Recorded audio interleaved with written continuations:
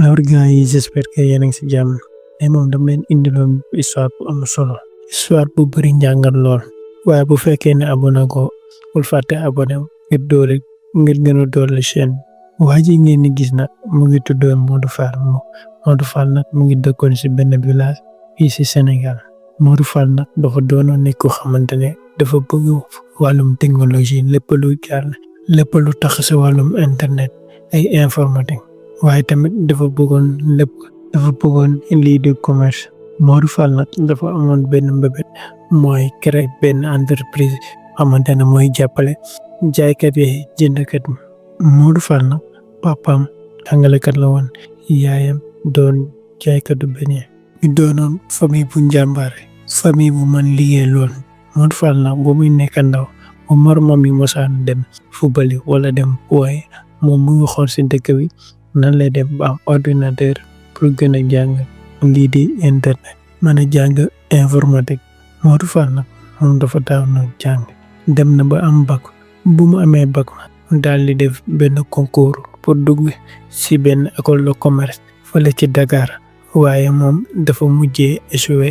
lii di concours bi bu mu jàllee si loolu nag tenté na 30 fois pour am liggéey waaye mosuta am liggéey mu doonoon ay moment yu metti ay moment yu difficile si moom waaye loolu taxul benn yoon mu xaddi bu mu paree si loolu nag mu ne comme que am na quelques notions si wàllum informatique si wàllum internet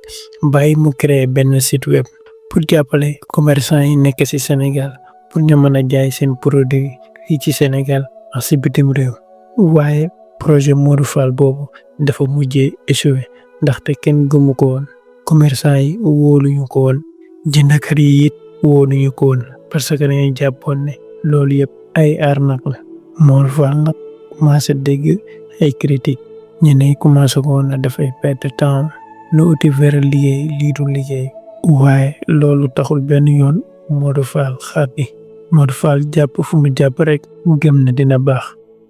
waaye dafa am benn bés Modou Fall di jàppale yaayam si jaayum beñe foofu la gisee benn tubaab bëggoon jënd ay produits artisanal lu si mel ni ay cax ay ndaal ay mbaxna waaye dafa gis ne tubaab bi dafa am jafe-jafe pour gis produit yooyu Modou Fall nag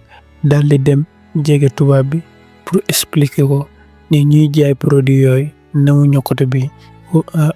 waaye il faut nga dem ba si biir dëkk bi wala si ville bi nga mën leen gis te loolu dafay métti foofu la Modou Fall amee benn idée pour regrouper artisans yi sénégalais yi pour boole leen si benn plateforme wala si benn site pour yombale leen seen jaay produit fii ci Sénégal ak si bitim réew Modou Fall foofu la demee abu benn ordinateur commencé créer benn site web moom nag dal dinay dem si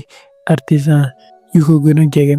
dal di photo seen produit bi dal di koy dugal si site web boobu artisan yi nag dal dinañ si gis seen bopp ndaxte seen produit mu ngi commencé jar commencé nañ ko jënd fii si Sénégal ak si bitim réew moom nag Modou Fall dafay dem dal di photo